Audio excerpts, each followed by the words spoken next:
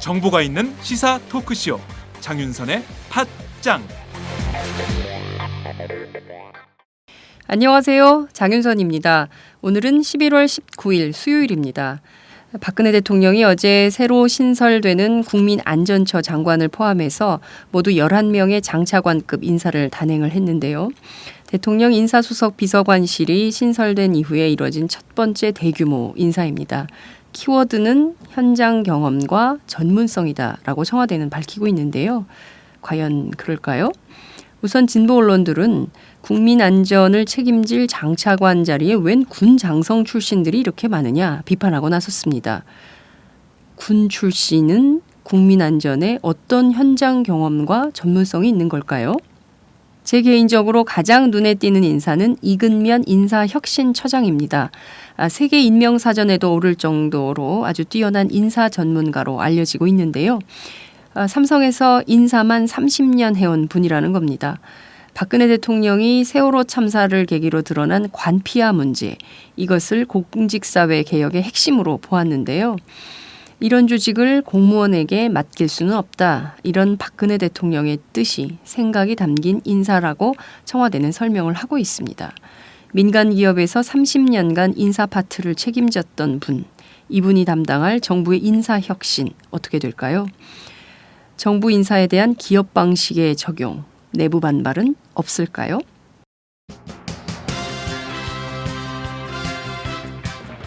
오늘 팟짱은 모두 두 꼭지를 준비했습니다.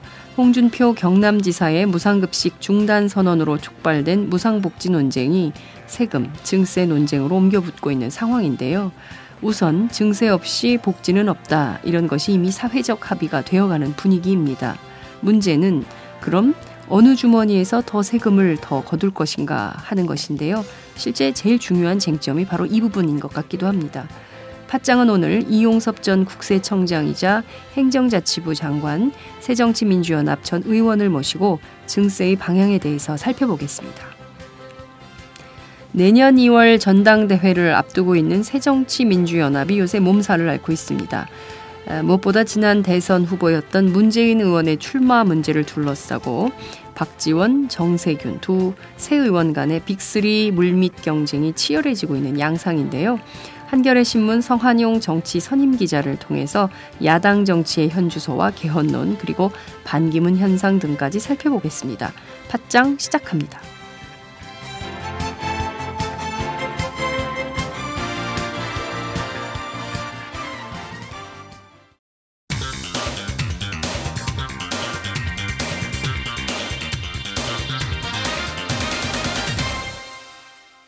전혀 다른 뉴스. 전혀 다른 뉴스 시작하겠습니다. 내년 2월 새정치민주연합이 전당대회를 앞두고 있는데요. 아무래도 2016년 총선에 공천권을 주게 되는 지도부가 탄생을 하는 것이기 때문에 당내 내부 사정이 매우 복잡하게 돌아가는 것 같습니다. 최근 당권, 대권 분리론을 포함해서 아예 대놓고 문재인 의원의 출마 반대 주장도 고개를 들고 있는 상황인데요. 오늘은 한겨레 성한용 정치 선임 기자님을 모시고 야권 정치의 현주소를 짚어보도록 하겠습니다. 어서 오세요. 네, 안녕하세요. 반갑습니다. 네, 팟짱 첫 출연이세요. 아마 한겨레 기자가 오마이뉴스 팟캐스트에 출연하는 것은 이번이 처음인 것 같습니다. 처음이자 마지막이 되지 않을까 싶습니다. 왜 마지막이 되십니까? 그 생태계가 급격하게 변화하면은 그 멸종을 막기 위해서 동족을 잡아먹는 동물들이 있거든요. 햄스터. 아유, 그럴 리가요. 같이 가야죠.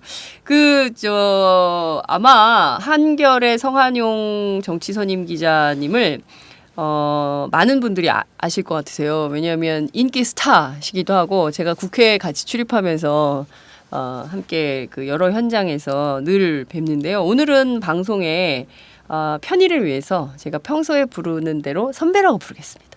예, 뭐 그냥 기자라고 부르셔도 되는데. 그러니까 이게 역할이 제가 질문하고 장윤선 기자가 답변하시는 거죠? 그렇게 할까요? 그럼 선배 제가 시험 보는 것 같을 것 같습니다. 네, 자 우선 어제 박근혜 대통령이 새로 신설되는 국민안전처 장관을 비롯해서 모두 11명의 장차관 인사를 단행을 했는데요.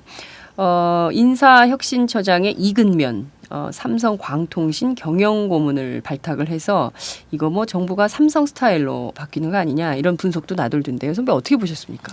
그래서 좀 걱정되죠. 이게 이명박 정부하고 박근혜 정부의 이제 차이점이 네. 이명박 정부에서는 이제 공익하고 이제 사익 이게 약간 구분이 어려울 정도로 이제 기업체 출신들을 많이 썼다. 그래서 문제가 생겼거든요. 그런데 네. 박근혜 정부에서는 그래도 옛날에 박정희 전 대통령 밑에서 큰 영예 수업도 했고 퍼스트레이디도 했고 그래서 이 국가관이 투철한 뭐 이런 네. 사람들을 주로 공무원으로 쓴다. 그래서 뭐 군인 관료 네. 이런 사람들 많이 기용하는 줄 알았더니 갑자기 대기업 출신을 그러니까요. 쓰네요. 그래서 이건 좀 박근혜 대통령답지도 않다. 이건 좀 이상한 인사다. 뭐 이런 평가들이 많은 것 같습니다. 네. 삼성 스타일로 바뀌는 정부가 어떻게 바뀔지. 삼성 스타일로 꼭 바뀌는 것 같지는 않고요. 그래요? 뭐 좀 두고 봐야 될 겁니다. 이게 삼성 스타일인지 현대 스타일인지 아니면 우연히 하다 보니까 이렇게 된 뛰어들어간 건지 친구라서 이렇게 한 건지. 뭐 좀 두고 봐야 되겠죠. 예, 알겠습니다. 자, 본격적으로 얘기를 좀 해보겠습니다. 내년 2월에 새정치민주연합 전당대회가 예정이 돼 있는데요.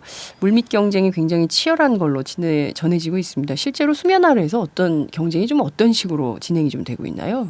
예, 뭐 장윤성 기자도 잘 아시겠지만 이게 언론에서 이제 잘 보도를 안 하죠. 이게 온 국민의 관심사는 아니니까. 네. 예, 그런데 이제 정치부 기자들이 보기에는 이게 수면 아래 경쟁이 아니고 네.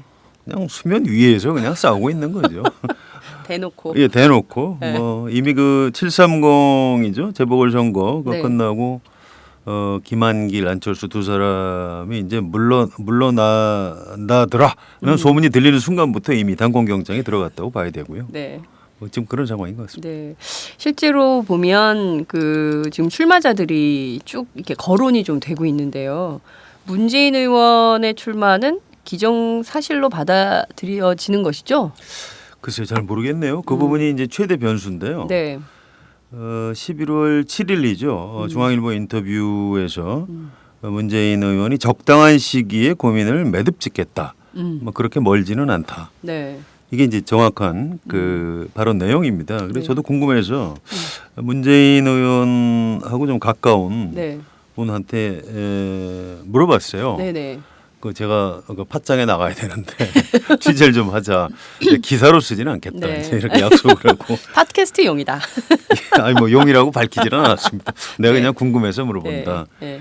문재인 의원 전당대회 출마하느냐 안 하느냐 네. 둘 중에 뭐냐 네. 이렇게 답변해라 그랬더니 네. 답이 이렇게 왔어요 문자로. 네. 하하하.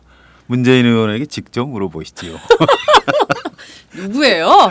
그런 성의 없는 답변을 보낸 인간이. 뭐 예? 저보다 나이가 많은 사람은 인간이라고 그러면 안 되겠다.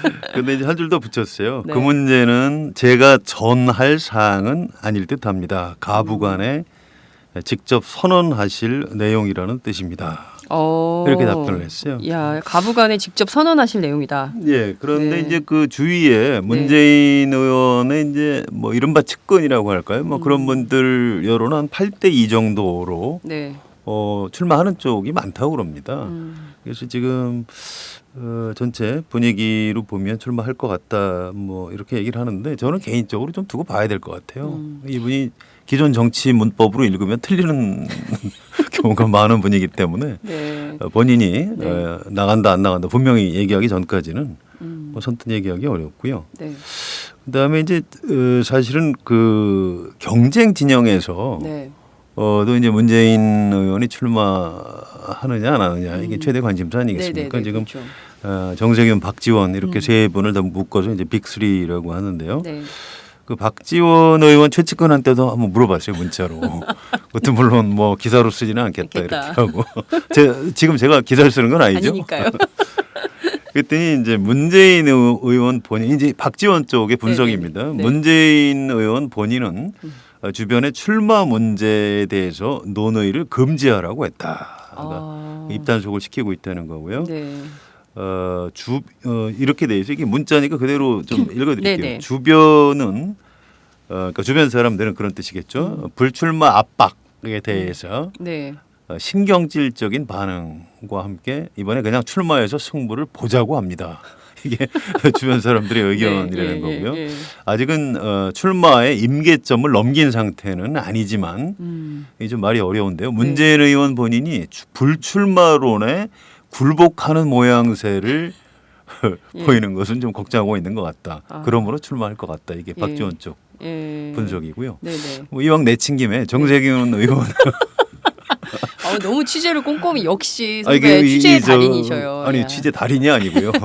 기자가 뭐 아는 게 별로 없기 때문에 취재를 해서 먹고 사는 수밖에 없습니다.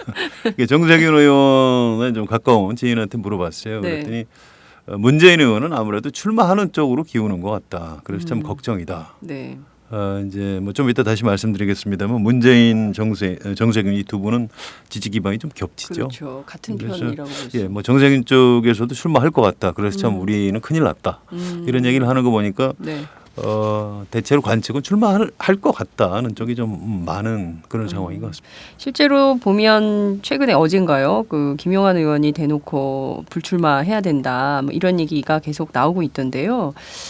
이게 사실은 지금 말씀해주신 이런 분위기를 현장 분위기를 좀 반영하는 것이다 이렇게도 볼 수 있겠네요.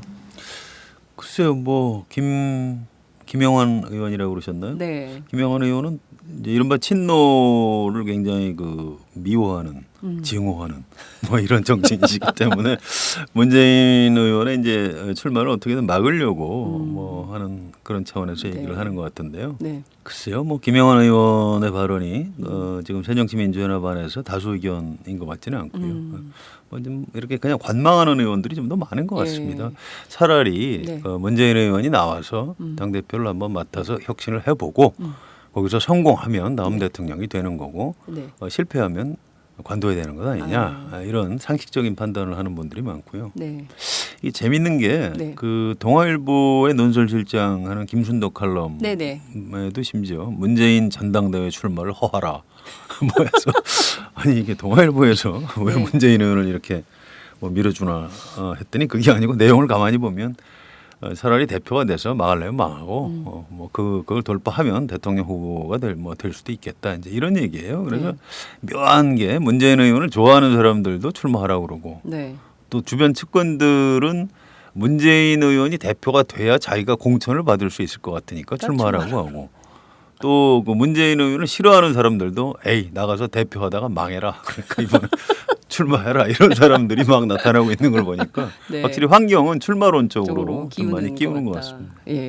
예컨대 지금 뭐 출마론 쪽으로 확실히 기우는 분위기긴 한데 그래도 문재인 의원 스스로 내가 좀 나가야 되겠다 당권에 도전을 한다면 실제 그 목적이 어디에 있을 거라고 보십니까? 뭐 다른 사람들이야 뭐 문재인 의원이 좀 돼야 내가 좀 그 공천에 유리할 수 있겠다. 친노 쪽에서는 좀 그렇게 생각할 수 있고 말씀해 주신 대로 그 반대쪽에 있는 사람들은 나가서 에이 망해라 이런 입장에서 할 텐데 문재인 의원 스스로 당권에 도전한다. 그러면 그 목적은 어디에 있을까요? 문재인 의원 말 해석할 땐 그 배경을 따로 분석하면 틀릴 가능성이 높고요. 그냥 말씀하신 그대로 받아들이는 게 맞을 겁니다. 이게 정치인의 어법이 아니기 때문에. 근데 이분이 최근에 그 정당 혁신에 대해서 여러 가지 말씀을 많이 하고 계세요. 자, 이 얘기를 그럼 갑자기 한 것이냐? 그렇지는 않고요. 그전 자료를 간단히 좀 찾아봤어요. 그랬더니 2012년 대통령 선거 직전에 새로운 정치위원회라는 게 있었습니다. 그때 11월 달 대통령 선거가 12월 19일에 있었고 새로운 정치위원회 회의를 11월 6일에 했는데요. 이게 그 당시 언론에 별로 보도가 안 됐어요. 왜냐하면 그날 이 위원회 한 것도 있었지만 또 안철수 대표하고 단일화 담판을 지었습니다. 그래서 문재인 안철수 단일화 담판 때문에 이 새로운 정치위원회라는 게 있었다는 것 자체가 잘 보도가 안 됐는데요. 이 회의에 문재인 의원이 문재인 후보죠. 참석을 해서 여러 가지 정당에 대한 얘기를 했어요. 그래서 중앙당 권한을 축소하고 국회의원 공천권을 시도당에 분산시키자. 뭐 이런 제안들을 했고요. 이 새로운 정치위원회 위원장이 안경환 위원장이었고요. 맞아요. 기억이 납니다. 저도. 예, 그러시죠. 정혜구 교수가 이제 간사를 맡고 있었습니다. 이분들이 당사에서 회의를 한 다음에 네. 후보가 얘기한 중앙당 문제를 집중 토론했다 이렇게 밝혔고요. 네. 앞으로 중앙당의 권한과 행정, 사무 이런 부분을 대폭 축소하고 중앙당의 정책 기능을 강화하겠다. 뭐 이런 얘기를 했는데 보도가 안 되는 바람에 이제 뭐 이런 게 있었는지조차 기억을 못 하고요. 또 이제 문재인 후보가 떨어졌으니까 이제 이게 실천이 안 된 네. 측면이 있죠. 예. 제가 이 말씀을 좀 길게 드리는 이유는 네. 문재인 의원도 청와대 비서실장을 하고 네. 이 정당 정치의 중요성에 대해서 여러 가지 고민을 네. 이미 대선 후보 시절부터 해왔고요. 네. 이번에 그 당대표 출마를 한다면 자기가 직접 대표를 맡아서 이 정당을 집권 가능한 정당으로 만들고 싶다. 그 과정에서 자기가 꼭 대통령이 되는 거는 뭐 중요한 관심사는 아니다. 네. 이게 주변 사람들의 분석이고 저도 그 분석에 동의합니다. 대통령이 되면 좋겠지만 안 돼도 할 수 없다 뭐 이런 생각이 있을 수도 있을 것 너무 같아요. 착하죠? 그래서 정치인의 어법이 아니다 이렇게 보시는 거죠. 그 사실 문제가 좀 있는 겁니다. 정치인은 그러니까요. 욕심 덩어리래야 되는데 그러니까 욕망에 그냥 보통 정치인들이 동물성인데 네. 이분은 좀 식물성에 좀 가까운데 소식남. 예, 그 유전자가 좀 어느 정도 변화가 있었는지 네. 좀 지켜봐야 될 것 같습니다. 네. 그런데 한 뭐 출마할 거다라는 게 한 80% 정도 기울었다 이런 분석을 좀 해주셨는데요.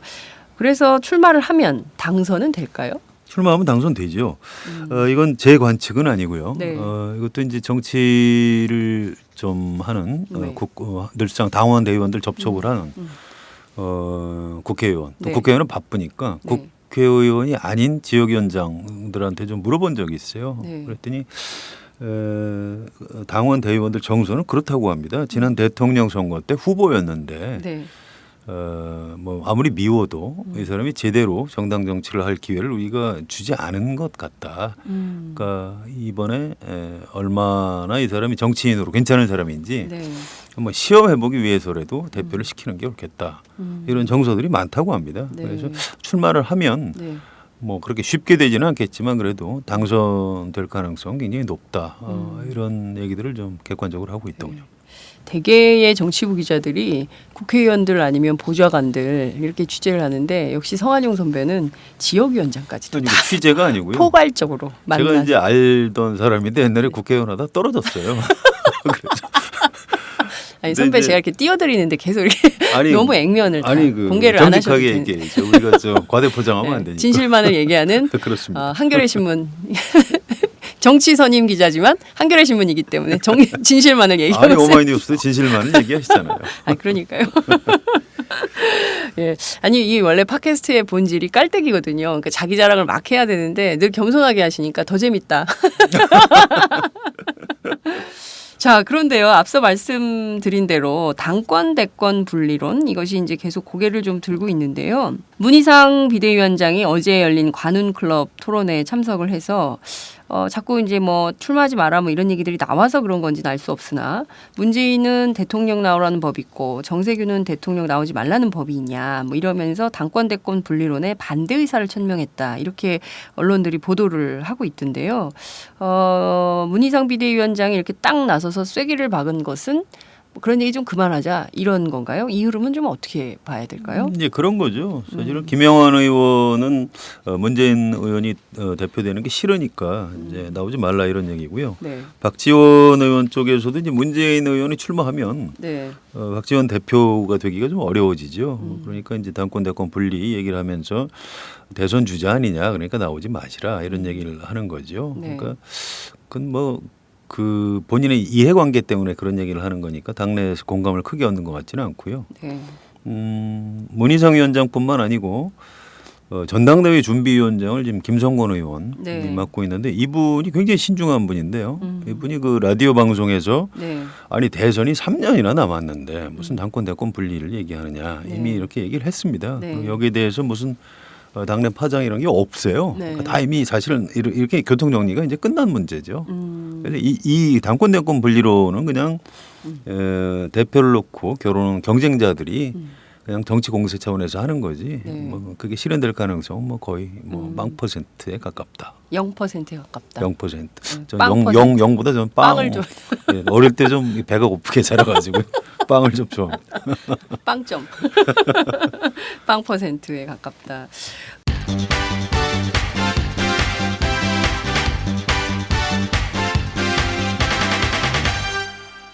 장윤선의 팟짱.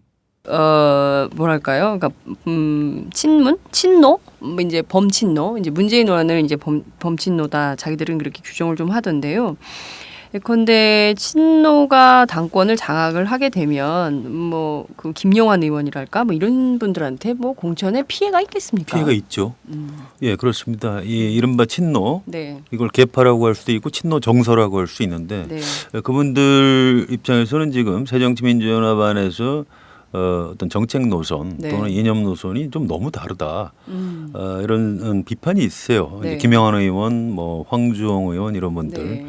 또 그 종편 출연 금지했는데 종편에 출연해서 계속 민주당을 비판했던 네. 일종의 그 자해 행위를 했다 해서 굉장히 좀 미워해요. 그래서 제가 봐도 이른바 친노가 당권을 잡으면 공천받기 어려운 분들이 좀 있는 건 사실이죠. 네. 그러면 사실 뭐 이분들이 또 공천 학살 뭐 이러면서 난리를 칠 가능성도 있겠다 이렇게 보이는데 그런데 이제 룰을 제대로 만들면 그렇게 또 룰을 좀 공정하게 만들어야 되는 과제도 있는 것 같다라는 생각이 좀 들기도 하는데요. 친노 비노 늘 이제 새정치민주연합이 이렇게 갈렸지 않습니까? 뭐 보수 언론이 늘 그런 잣대로 분석 기사를 쓰기도 하고 하는데요. 근데 최근에는 보면 그런 공식도 약간 깨진 것은 아닌가 이런 것도 보입니다. 전대 출마 예상자들을 계파별로 좀 정밀하게 분류를 좀 해보면 당내 그룹이 좀 어떤 방식으로 어떻게 나눠서 어떻게 경쟁을 하고 있다. 그러니까 앞서 그 정세균계와 그 문재인계라고 해야 됩니까? 이렇게 갈등도 좀 노정이 되고 이런 상황인데요.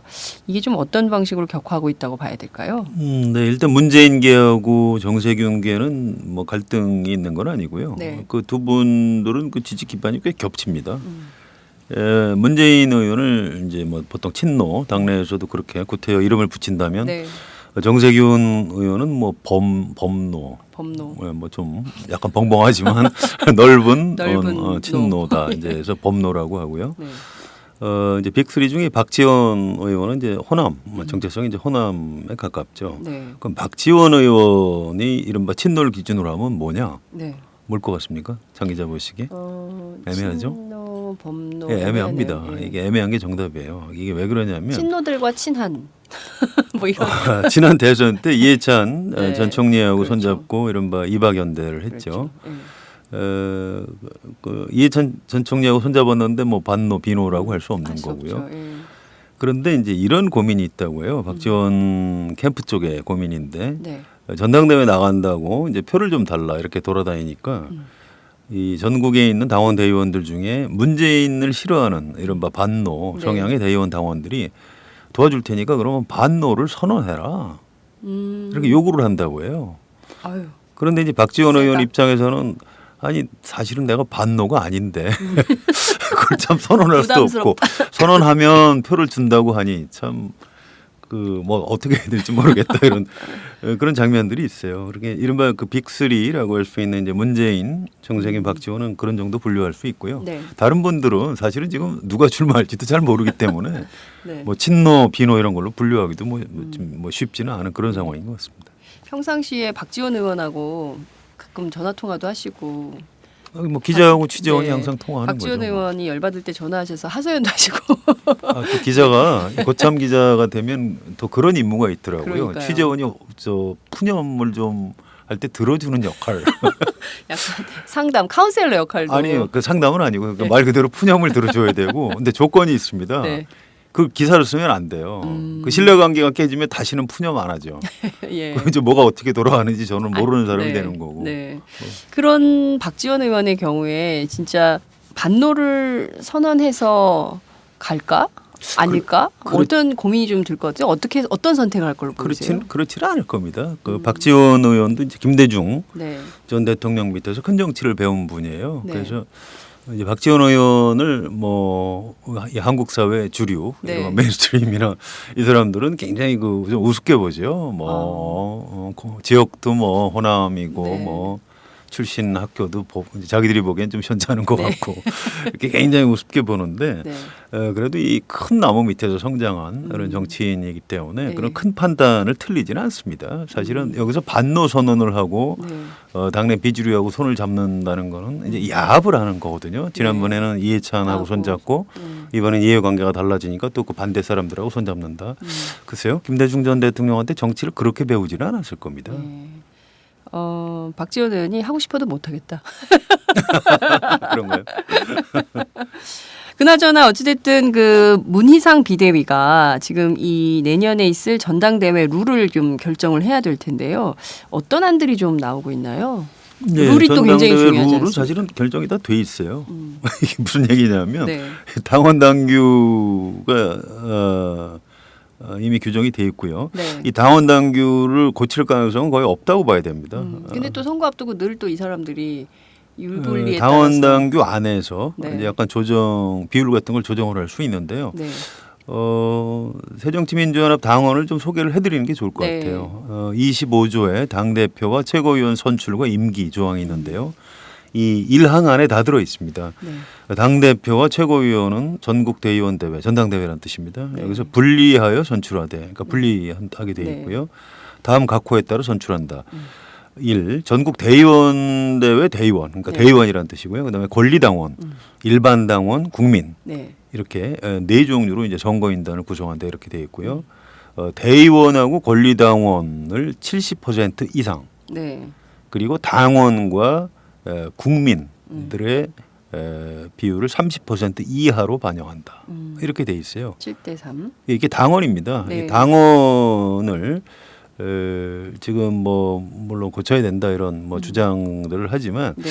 이걸 손대는 순간 뭐 전당대회를 제대로 치를 수 없을 정도로 좀 상당히 복잡해지고요. 또 네. 지금 문희상 위원장 또 김성곤 전당대회 준비위원장 이런 분들이 네.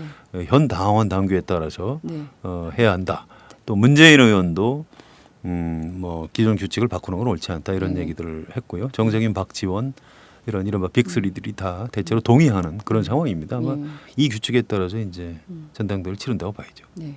한때 모바일 투표 논란이 있었는데 그것은 적용하지 않는 걸로 이렇게 된 거죠. 그건 이제 문재인 의원이 모바일 기반으로 당의 조직을 좀 확충해야 한다 네. 이렇게 얘기를 했는데 예. 그게 당장 뭐 이번 전당대회 때부터 뭐 온라인 투표를 하도록 하자는 걸로 좀 약간 오해가 됐죠. 네. 근데 그 오해는 해소가 된 것 같습니다. 알겠습니다. 지금 대표 최고위원 분리 선거가 이제 당원 당규에 따라서 치러지게 되는데 이것도 뭐 최근에 쟁점이 좀 됐었던 것 같아요. 같이 하냐 따로 하냐 뭐 이런 거 승자 독식으로 가는 거냐 아니냐 뭐 이런 논란이 있었는데 이것도 지금 당원 당규에 따라서 치러지면 그대로 분리해서 선거를 치르게 되는데요. 대표는 그렇게 빅3가 좀 중심으로 빅3 중심으로 진행이 된다면 최고위원들은 좀 젊은 사람들이 좀 도전을 하는 방식으로 갈까요? 예, 물론이죠. 이제 이 고민들을 다 할 겁니다. 네. 이게 이제 어디 언론에 난 거를 저도 한번 명단을 빼봤는데요. 네. 이게 아무 근거는 없는 겁니다. 이러면 빅3는 이제 문재인, 정세균, 박지원 이분들이고요. 네. 그다음에 약간 친노 성향으로 분류할 수 있는 분들은 김태년, 전해철 의원 이런 분들이 있고요. 네. 또 이제 민평년하고 학생운동 네. 출신 의원들이 이인영, 우상호, 오영식, 최재성 네. 여기 이제 우원식 의원도 이제 가능성이 좀 있고요. 네.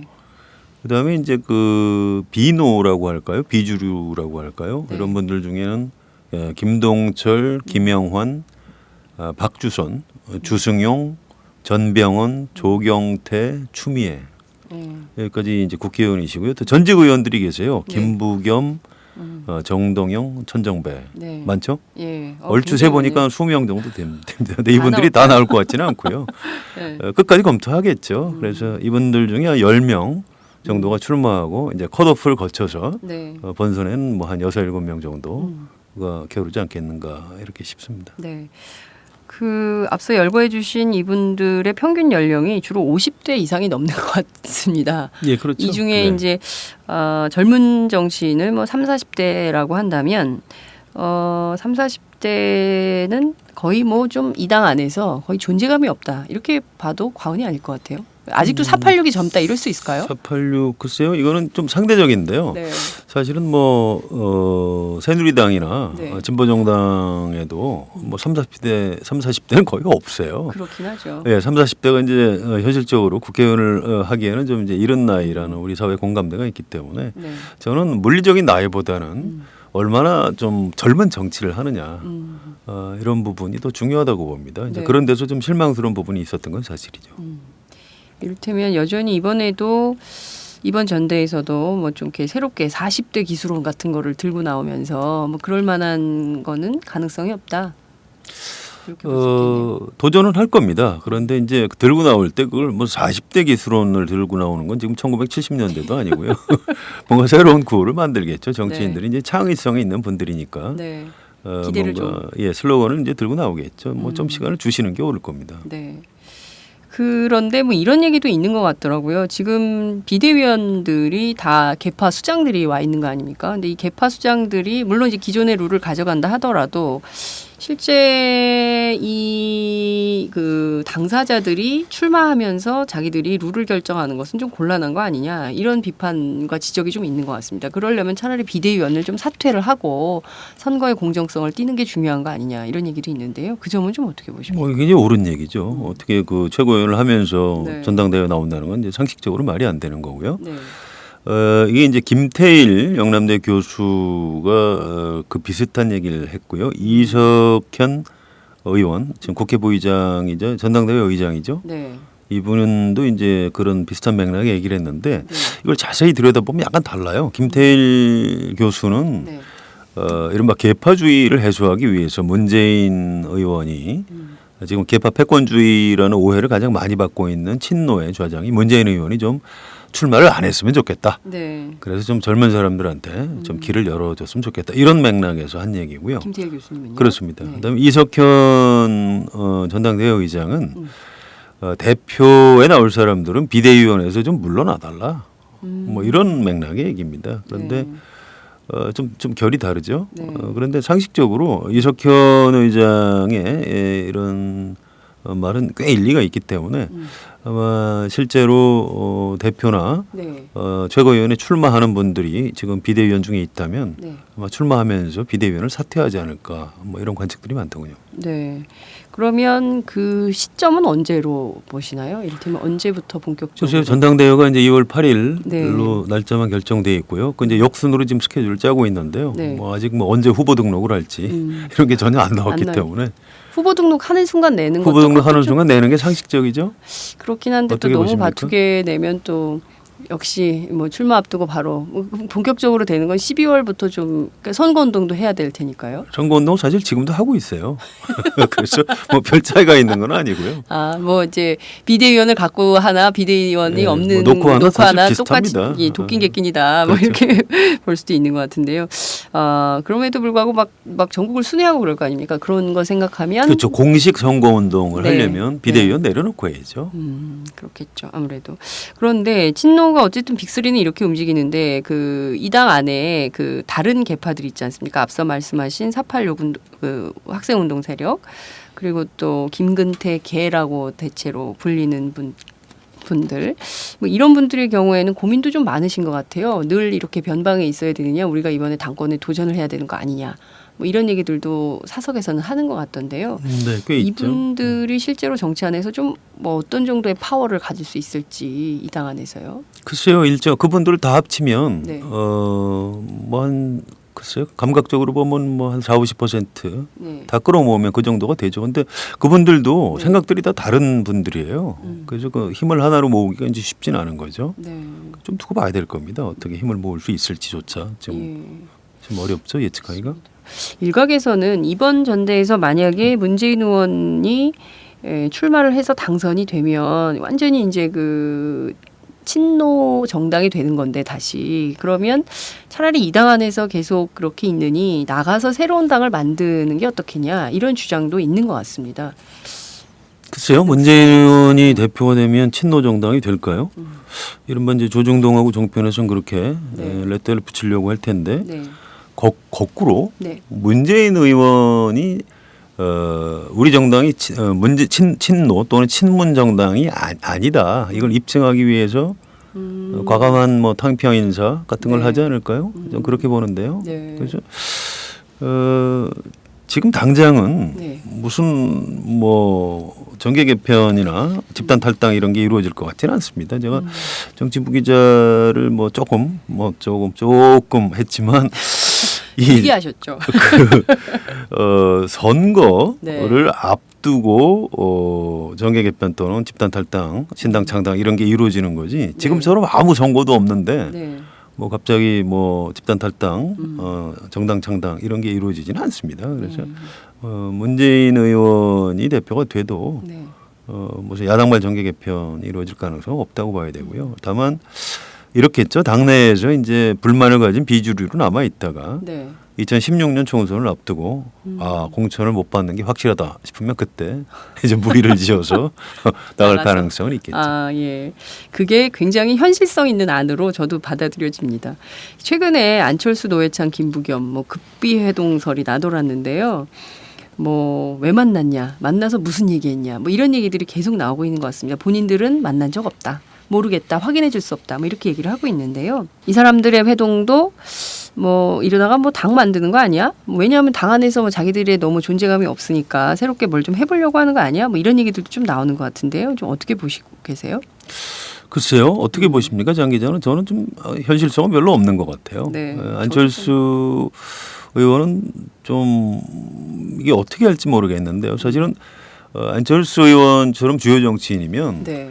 이 장군이 장날을 그냥 넘기지 않듯이 뭐 팔 물건이 없으면 점이라도 치라 이런 말이 있는데 예. 이 전당대회에서 또 역할을 좀 해야 되는데 네. 별로 뭐 끼지 않겠다, 끼어들지 않겠다 이런 자세를 가지고 있고요. 본인은 뭐 지방에 어디 특강 일정을 잡았다고 해요. 그래서 이 안철수 의원을 아끼는 측근들도 참 걱정이 많은 것 같더라고요. 뭔가 전당대회에서 역할을 해야 한다. 네. 안철수 의원은 별 생각이 없는 것 같고요. 김부겸 의원은 이제 그 어떤 그 정치인들은 국민들한테 잊히면 안 되기 때문에 네. 또 출마 가능성이 언론에 이렇게 저렇게 나오는 거에 대해서 좀 즐기는 그런 상황인 것 같고요. 네. 노회찬 전 의원은 최근에 책 쓰셨죠. 네. 그 진보 정당이 이제 앞으로 어떻게 다시 해야 하느냐 이제 이런 고민을 굉장히 깊숙이 하고 있는데 노회찬 전 의원이 쓴 책 저도 이제 요새 읽어서 한 70~80% 거의 다 읽었는데요. 네. 거기에 무슨 뭐 정계 개편을 한다든가 이 새정치민주연합 안에 있는 분들하고 손잡고 새로운 정당을 만든다든가 이런 생각은 별로 안 하고 계시더라고요. 어떻게 진보 정당에 네. 어떤 내공을 쌓고 실력을 쌓아서 대한 정당이 되느냐 이런 쪽에 훨씬 더 고민이 많으시더라고요. 네. 그냥 만나서 밥 먹었을 가능성이 더 높은 거죠. 저는 그렇게 보는데요. 물론 이제 이런 게 의미가 없는 행위는 아닙니다. 네. 정치인들이 만나서 대화하고 이게 다 이제 축적이 되는 거긴 한데요. 네. 그렇다고 만나서 정치인들이 만나면은 꼭 뭔가 작당을 하고 뭐 정계 개편을 하느냐 그렇지는 않습니다. 네. 어쨌든 밑밥을 깔아두는 것일 수도 있고 또 그냥 만나서 밥을 먹는 것일 수도 있고 그렇지만 움직임은 좀 유념해서 봐야 되는 이런 상황이 아닌가 싶습니다. 정동영 상임고문의 탈당설이 나돌고 있어요. 나가서 호남당을 만들겠다. 뭐 이런 얘기가 나오고 있는데 아까 앞서 뭐 선거 큰 선거도 없는데 새로운 당을 만들 필요가 있겠냐 이런 그 전망도 해주셨는데요. 이분은 좀 어떻게 할 걸로 보세요? 글쎄요, 저도 이분한테 직접 여쭤보진 못했어요. 네. 너무 좀 정치적으로 고생을 많이 하시기 때문에 아무리 취재원이지만 전화해서 물어보질 못하겠더라고요. 그런데 주변 사람들 얘기에 따르면 검토는 좀 했다는 거는 맞다고 하고요. 네. 또 주변에서 이제 뭐 탈당하자 이런 사람도 일부 있다고 합니다. 네. 그런데 이것도 이제 현실화될 가능성은 높지가 않은데요. 네. 한 두 가지 정도 문제가 있다고 해요. 네. 첫째는 탈당의 이제 명분인데요. 네. 명분이 있어야 탈당을 하는데 네. 정동영 상임고문은 이제 굉장히 진보를 강화해야 된다. 이 당이 진보로 가야 산다 이렇게 네. 주장하고 있는데 사실 지금 문재인 의원이 출마해서 대표가 된다면 빅3 중에서 문재인 의원이 제일 좀 진보적 아닌가요? 그렇다고 볼 수 있죠. 그렇죠? 예, 최근에 발언 수위도 되게 높아지고 그렇습니다. 있고. 예. 그래서 이제 탈당의 명분이 이제 별로 없고요. 아니, 저렇게 세게 하는데 왜 탈당하십니까? 이렇게 될 수 있다는 거죠. 그렇죠. 이런 한 방에 뭐 한 방에 훅 가는 수가. 가거나 말을 못하거나 예. 이런 위험이 있죠. 그다음에 현실론도 있어요. 정동영 한때는 이제 당내 최대 그 개파의 수장 비슷하게 비쳤는데 네. 이분 주위에 이제 사람이 없어요. 정치라는 게 더 무사한 겁니다. 힘이 없어지고 옛날에 이제 공천권이 없으면 돈이라도 줬는데 지금 돈도 못 주고 그 주위에 친한 사람들이 다 떨어져 나가서 뭐 대부분 뭐 박영선계로 가기도 하고 정세균 쪽으로도 뭐 가기도 하고 해서 아무도 없어요. 그러니까 정동영 고문이 탈당을 해도 과연 누가 따라 나갈지 거의 없다고 뭐 자기들도 그렇게 분석을 하더라고요. 네. 그래서 탈당은 안 할 것 같다 이런 얘기입니다. 네. 현실적으로 나가고 싶어도 같이 나갈 사람이 없어서 혼자 나오면 죽죠. 너무 외로울 시베리아라고 봐야 되겠죠.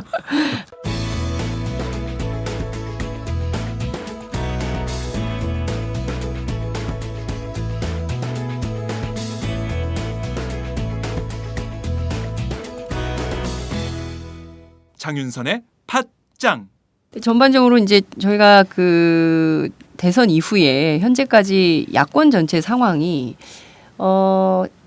박근혜 정부가 계속 그 정책적으로 보면 실패를 하고 있음에도 불구하고 선거에서 판판이 지고 굉장히 이제 지리멸렬한 상황이다. 그래서 국민들도 지지를 보내지 않으니까 새누리당 지지율의 반토막 수준으로 이제 새정치민주연합 계속 가고 있고 뭐 정의당이나 통합진보당 다 합친다 한들 30%대 지지율을 못 벗어나고 있는데요. 심상정 정의당 원내대표의 경우에는 좀 선거제도 개편을 통해서 새로운 방식의 야권 재편을 이끌어내야 된다. 그러지 않으면 2016년, 2017년 선거 또 진다. 뭐 이렇게 얘기를 하면서 실질적인 선거제도 개편을 좀 해야 된다라는 주장을 하고 있는데요. 설득력이 좀 있다고 보십니까? 예, 뭐 당위로운 차원에서는 옳은 얘기죠. 그렇게 되면 참 얼마나 좋겠습니까? 네. 그런데 현실적으로 정치는 또 현실이지 않습니까? 네. 선거제도 개편이 여당이 동의하지 않으면 절대로 할 수 없는 거죠. 중대선거구제를 네. 학자들이 일부 얘기하는데 여야가 합의할까요? 또 이제 지역구 의석을 줄이고 네. 지역구를 줄이고 비례를 늘려야 한다. 이게 네. 정치학자들 여러분 말씀하시는데 네. 이게 될까요? 교섭단체가 지금 20석 20석. 예. 이상이래요. 교섭단체가 되는데 이거를 한 10석이나 15석이라도 좀 낮췄으면 좋겠다. 저도 개인적으로 찬성하는데요. 아마 그 여야가 다 이 핑계 저 핑계 대면서 아마 안 할 겁니다. 그래서 어쨌든 현재 그 양당 기득권 체제 네. 새누리당하고 새정치민주연합이 기득권자들이기 때문에 네. 뭐 이 핑계 저 핑계 대면서 그 선거제도 개편은 안 할 가능성이 좀 더 높은 것 아닌가. 네. 뭐 이렇게. 헌재 판결도 사실 별로 영향이 없을 거다 정치권 안에서 이렇게 보시는 거죠. 예, 그게 이제 그 뭐 또 이렇게 저렇게 이제 정치인들이 머리가 좋아서요. 또 아이디어를 잘 내가지고 네. 지역구 몇 개 조정하는 정도. 이제 그 김문수 보수혁신위원장이 그러게요. 본심을 먼저 얘기해 버렸는데 아마 비례대표를 줄이고 네. 지역구를 늘리고 뭐 이런 일을 할 텐데 그 지점에서 아마 내년에 네.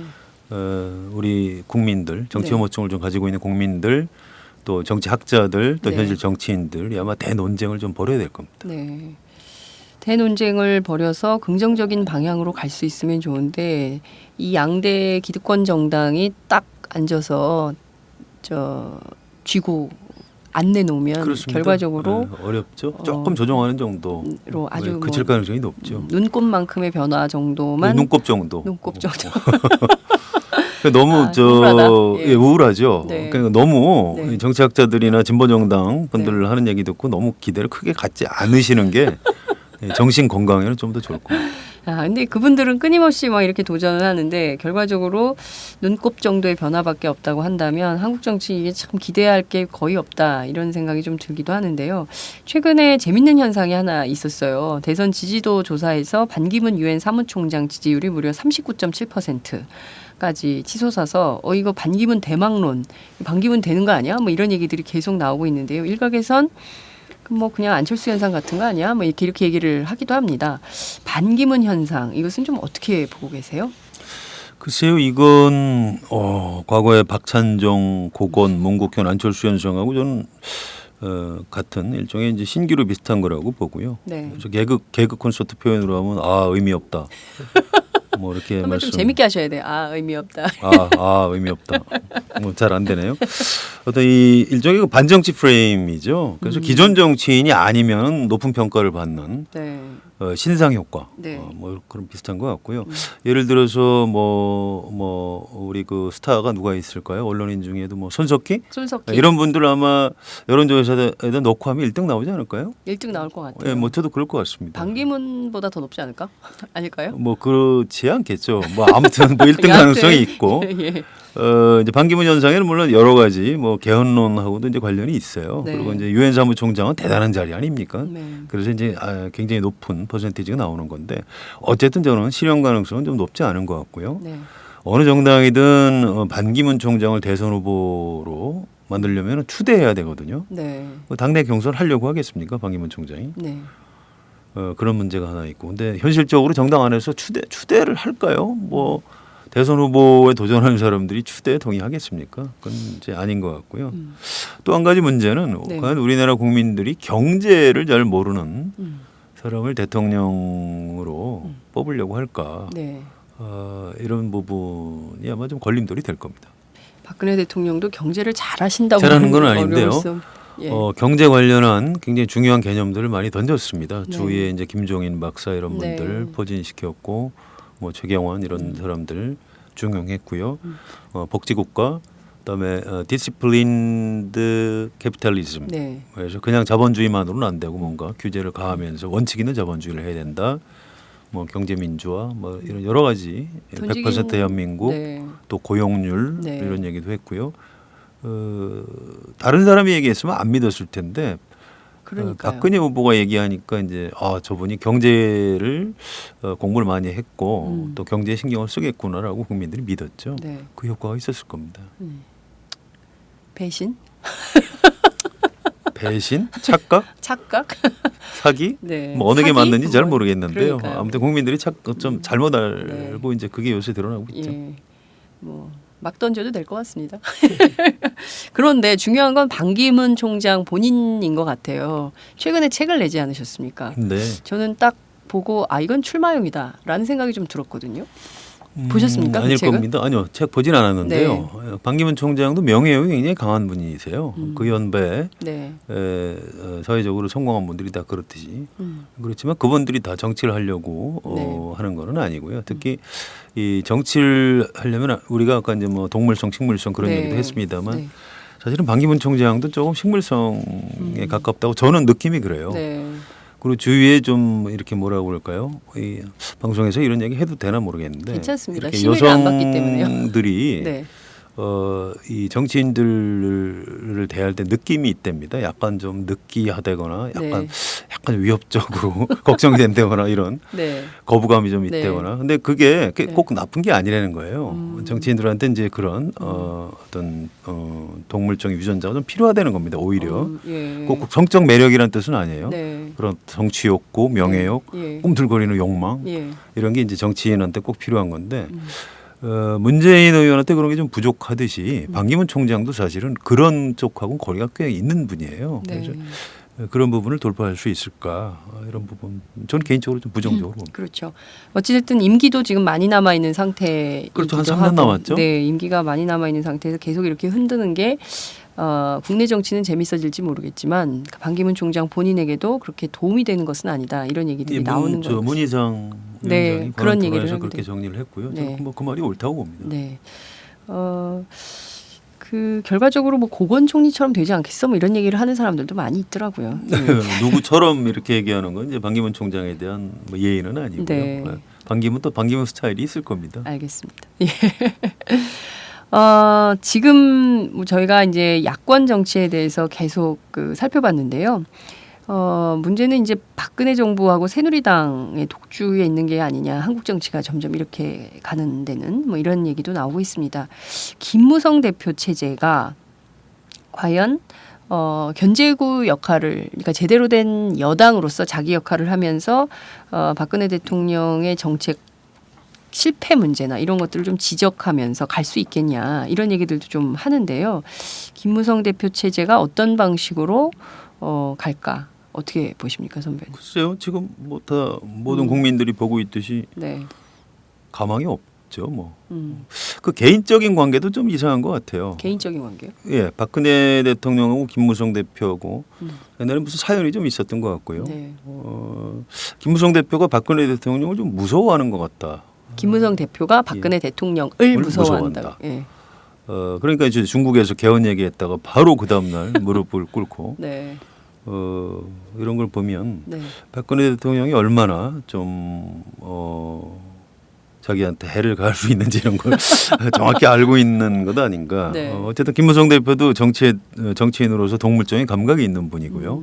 또 옛날에 이제 두 분 사이에 쌓인 관계가 있겠죠. 네. 아무튼 당분간은 김무성 대표가 고개를 들기는 좀 어려운 상황인 것 같다. 이게 네. 여당 안에 있는 사람들 얘기입니다. 네.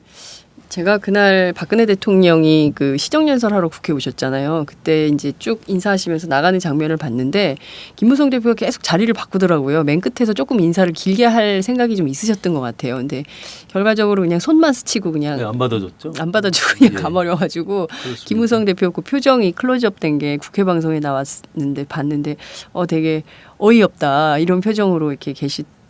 것 같았는데요. 그런데 제대로 된 정치의 작동 원리로 보자면 여당이 이렇게 청와대에 복속돼 가지고 할 말도 못하고 그리고 그 김재원 수석인가요? 그분은 거의 무슨 청와대 대변인이나 정부 대변인 같아요. 말씀하시는 게 이런 정치가 계속 가도 되는 거냐. 지금 박근혜 정부의 최대 취약점이 그겁니다. 사실은. 이명박 대통령이 별로 대통령을 잘하지도 못했는데 어쨌든 정권을 다시 잡을 수 있었던 건 당에 박근혜 대표가 앉아서 청와대에 대해서 비판적인 목소리를 냈고 네. 그래서 이제 한나라당 새누리당 재집권이 가능했던 거거든요. 네. 근데 지금처럼 이제 청와대하고 새누리당이 일사불란한 어떤 통솔, 네. 통치 이런 시스템을 갖추면 지금은 굉장히 효율적으로 작동할 수 있지만 나중에 대통령 선거, 총선 이런 걸 앞두고는 아마 상당히 좀 여당이 좀 어려워지는 네. 그런 장면이 좀 벌어질 걸로 봅니다. 실제 그 새누리당 안에 여러 명의 대권 후보들이 있지만 거의 두각을 드러내지 못하고 있는 것 같아요. 예, 사람도 별로 없고요. 그렇지 않아도 사람도 별로 없는데 네. 박근혜 대통령이 뭐 전혀 여지를 안 주니까 더 고개를 못 들고 있는 네. 지금 그런 장면이죠. 언제쯤 좀 그 사람들이 뭐 이럴 순 없다. 이런 시기가 올 거라고 보세요. 그분들이 이렇게 자발적으로 들이받거나 이럴 성향들은 아니신 것 같고요. 네. 저는 박근혜 정부의 문제는 아마 그 안에서 내부적으로 좀 먼저 무너지기 시작하게 되면 네. 오히려 여당의 공간이 열릴 수 있지 않는가 이렇게 보는데요. 네. 박근혜 정부에서 별로 하는 일이 없다. 전문가들 사이에서 그런 얘기들을 합니다. 네. 뭐 구호만 요란하고. 네. 근데 이제 그 접시 깨지는 걸 워낙 싫어하니까 아예 설거지를 안 하는 방법이 있어요. 이제 그렇게 되면 이제 접시를 그냥 설거지는 안 하고 쌓으면 돼요, 부엌에다. 근데 이제 부엌이 이제 쓰레기장 비슷하게 되죠. 네. 냄새도 나고 슬슬. 그다음 어느 날 갑자기 무너집니다. 그렇죠. 그럼 그때는 접시 하나가 깨지는 게 아니고 접시가 다 깨지는 거죠. 네. 그래서 그게 언제가 될지는 저도 정확히 모르겠습니다만 네. 박근혜 정부가 그런 식으로 갑자기 정치적으로 붕괴하는 장면이 벌어질 가능성이 내년이나 후년쯤에 있을 수 있다고 저는 보고요. 네. 그때가 되면 지금 여당의 대선 주자들이 좀 자기 정치를 시작할 수 있지 않을까. 네. 결과적으로 박근혜 정부 안에서의 자중 질환이 박근혜 정부의 레임덕을 부를 가능성이 자중질환이라기보다도요. 네. 뭐라고 그럴까요? 뭐 자체적으로 한계에 부닥친다고 할까요? 네. 이제 더 이상 버틸 수 없는 실력 부족으로 네. 그게 뭐 드러나지 않을까. 알겠습니다. 3년 차로 가고 있는데요. 박근혜 정부가 좀 작년에 이미 박근혜 정부 성공 가능성은 높지 않다 이런 예측을 해주셨습니다. 그건 다 해요. 저만 한 건 아니고요. 처음에 한 1년 보면 다 아는 거 네. 아닙니까? 초반 1년 보면 아유든 잘 그래도 좀 기대하는 국민들이 여전히 있거든요. 왜냐하면 100% 대한민국 국민 행복 시대를 열겠다고 했는데 그렇습니다. 그래도 지금도 좀 작동하고 있죠. 예, 그런 뭔가 기대가. 이렇게 정말 아무것도 안 하고 끝낼까? 이렇게 생각하는 사람들이 있는 것 같아요. 막판에 그래도 뭔가 좀 뭘 하지 않겠어? 이런 생각들을 하고 있는 것 같은데요. 좀 어떻게 선배는 전망을 좀 하세요? 글쎄 사실은 박근혜 대통령이 좀 성공을 해줘야 돼요. 제가 이제 그런 칼럼도 쓰고 그랬다가 네. 이른바 진보 세력 안에서 욕을 좀 먹고 그랬는데 너 조중동 가라 막 이러고. 아니 전 진짜로 박근혜 대통령이 좀 잘했으면 특히 경제민주화 복지국가 네. 이런 거 약속을 꼭 좀 지켜줬으면 참 좋겠다. 그 박근혜 대통령이기 때문에 가능하다 저는 그렇게 봤거든요. 네. 뭐 보수 쪽에서도 반대 못할 테니까. 그렇죠. 근데 안 되더라고요. 네. 그래서 좀 이제 아쉬움이 있어요. 특히 이제 최근 들어서는 그런 생각을 좀 합니다. 정치라는 게 결국은 뭔가를 하는 행위거든요. 이제 그 법률 용어로 자귀와 부자귀 이런 네. 표현을 하는데 네. 정치는 자귀의 예술입니다. 그러니까 부자귀로 국민들한테 욕은 안 먹을 수 있지만 부자귀로 성공을 할 수는 없어요. 근데 경제민주화 복지국가 창조경제 통일대박 다 얘기했는데 아무것도 이룬 게 없잖아요. 없죠. 뭐 제목만 있는 거지 내용이 하나도 없죠. 네. 이렇게 되면 저는 아주 박근혜 대통령 본인이 불행해질 수 있다. 결국은 아버지 박정희 전 대통령의 어떤 신화까지도 같이 끌고 네. 역사의 어떤 뒤안길로 퇴장할 가능성도 있다. 지금 굉장히 좀 상황이 좀 좋지 않은 것 같다. 뭐 이런 생각을 좀 하고 있습니다. 네. 안타깝죠. 박정희 신화까지도 끌고 역사의 뒤안길로 갈 수 있다. 너무 심한가요 표현이? 아니요, 너무 좋은데요. 아니 그 적확한 지적 같은데요. 왜냐하면 본인이 내건 그 정치 슬로건이 굉장히 화려하지 않았습니까? 그래서 국민들의 기대에 굉장히 충족할 거다 말씀하신 대로 박근혜 대통령이기 때문에 원칙적이고 자기 약속을 잘 지키는 정치인으로 그동안 알려져 있어서 딴 사람은 몰라도 이 사람이 하면 그건 지키겠다. 그렇죠. 이런 기대가 굉장히 컸고 그 양반이 뭐 남편이 있어 애가 있어 뭐 국가와 결혼했다고 하시는 분인데 그 정도야 당연히 하겠지라고 했는데 그게 여지없이 판판이 깨지고 있으니까 오히려 더 실망하게 되는 이런 상황에서 충분히 좀 그렇게 갈 수 있다라는 생각이 좀 듭니다. 정치에 대해서 굉장히 재밌게 얘기는 했지만 전반적으로 좀 우울합니다. 네, 그 현실입니다. 네, 기대할 게 없고 그래서 늘 저는 선배 칼럼을 읽을 때마다 그게 늘 가슴을 쳐요. 국민만 불쌍하다. 원래 정치가 그렇게 그 화려한 것 아니고요. 우리가 이제 87년 개헌 이후에 대통령 하나 잘 뽑아서 이제 팔자 고치려고 네. 이제 이런 생각을 너무 오랫동안 했어요. 네. 이제 생각을 조금 바꿀 때가 됐는데 아직은 시간이 좀 더 필요한 것 같습니다. 개헌은 어떻게 될 걸로 보세요? 개헌은 개헌은 박근혜 대통령이 반대하기 때문에 안 되는 거고요.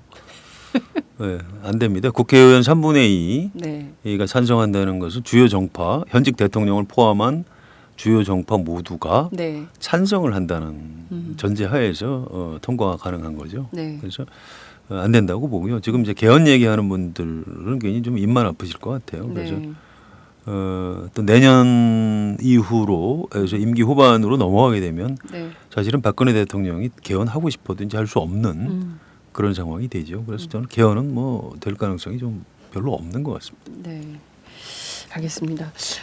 약간 그 미래도 예측해보고 과거도 돌아보고 뭐 이런 시간이었는데요. 저는 굉장히 재밌었습니다. 선배 어떠셨습니까? 우리 얘기하는 사이에 어느덧 1시간이 원래 예정된 시간은 40분이었는데요. 예, 1시간이 다 되고. 제가 말을 너무 많이 해서 죄송한데요. 너무 재밌었어요. 그 정치부 기자를 하다 보면 또 이제 텔레비전에 나와서 정치 해설하는 분들 보면 굉장히 막 자신 있게 뭐 점쟁이처럼 네. 미래를 예측하는 분들이 있는데 저는 어떤 토론회를 나가거나 방송 출연할 때 나도 저렇게 비치시는 것 아닌가 해서 사실 걱정이 많아요. 네. 그래서 제가 오늘 드린 말씀은 제 생각이 그렇다는 거고요. 정치부 기자들이 전망한 대로 정치가 가지는 않습니다. 그러니까 너무 우울해하지 마시고요. 뭐 열심히 힘내서 사셔도 괜찮을 것 같다는 생각이 듭니다. 제 예측이 좀 미래를 어둡게 보는 네. 제 예측이 좀 틀렸으면 좋겠다. 네. 뭐 요즘 그런 생각을 하고 있습니다. 예, 선배의 예측이 틀려서 좀 한국 사회가 밝은 길로 갔으면 좋겠는데 늘 현실은 선배 말씀대로 되더라고요. 알겠습니다. 오늘 그 팟짱에 첫 출연해 주셔서 정말 재밌는 얘기, 정치권 얘기를 좀 알아봤습니다. 선배 오늘 너무 감사드립니다. 감사합니다. 네, 감사합니다. 안녕하세요. 장윤선의 팟짱 애청자 여러분. 저는 김병기입니다. 전에는 편집국장이었는데요. 지금은 10만인 클럽 회원이자 본부장 맡고 있습니다. 그런데 10만인 클럽이 뭐지? 이렇게 궁금해하시는 분들 많으실 겁니다. 오마이뉴스에 자발적으로 구독료를 내는 시민들의 모임입니다. 지금 매월 후원해주시는 분이 몇 명이죠? 8,000명이요. 그럼 앞으로 몇 명을 모아야 합니까? 10만 명이요. 참, 갈 길이 멉니다. 그런데 조중동 구독자는 많게는 100만. 이래서 진보 언론 살아남을 수 있을까요? 10만인 클럽 후원으로 만들어지는 팟짱 응원하고 싶으시다고요? 지금 전화 주세요. 02-733-5505로 전화하셔서 내 손번호 274를 꾹 누르세요. 오마이뉴스 기사의 모든 기사 하단에 동그란 주황색 배너를 누르셔도 됩니다. 여러분들의 참여로 팟짱이 웃음소리 더 커질 수 있습니다. 감사합니다.